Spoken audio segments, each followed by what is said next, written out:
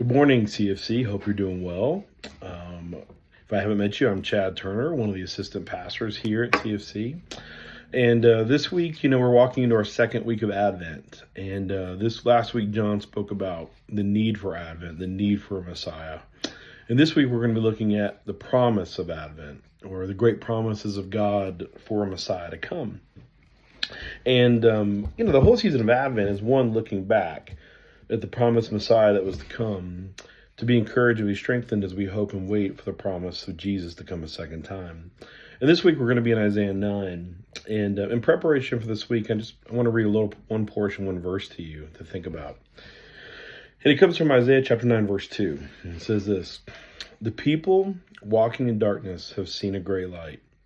On those living in the land of deep darkness, a light has dawned. The people walking in darkness have seen a great light. On those living in the land of deep darkness, a light has dawned."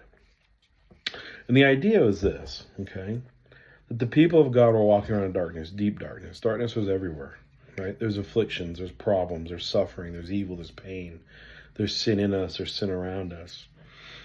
And yet, in the midst of just darkness all around, a deep abyss, a blindness, imagine yourself in the middle of the desert.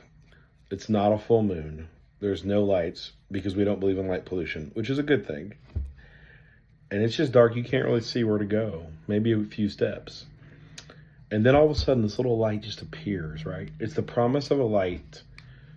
It's a promise of a little glimmering light that hopes to bring more light to light the way. And the idea was this: that though the people of God were suffering and waiting, there was a light that had been shown, and the light was the promised Messiah, the Redeemer of God, the one who would come from Yahweh to redeem all things, right? And the struggle for the Israelite people was to lean on the promises of God that a Messiah was going to come, or lean on the promises of others. And the constant battle in the Old Testament was the people of God leaning on the promises of other deities or other gods or other religions to find hope. The struggle to lean on false prophets that told them what they wanted to hear, right?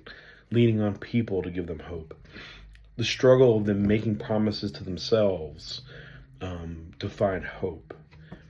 And the challenge of this week is to ask the question, what is it that's really giving me hope? Is it the promises of God that are really giving you hope? Is it the promises that we've seen the proof, we've seen the receipt? Jesus Christ in the flesh, buried, dead, resurrected, ascended. He conquered death. That is the receipt. That is the true, real historical receipt. The God will raise us from the dead. If the Messiah came once, his promises will be good that he comes again. And as you come to Advent this season, as you look back at how the people of God waited centuries for him to come, not years, not months, centuries, thousands of years, what is it that's really giving you hope this season? Is it the promises of God that's really giving you hope? Is it the promises of others? Is it promises that you're making to yourself? Is it the promises of financial security? Is it the promises of retirement? If you're really honest with you, what is it that's really giving me hope?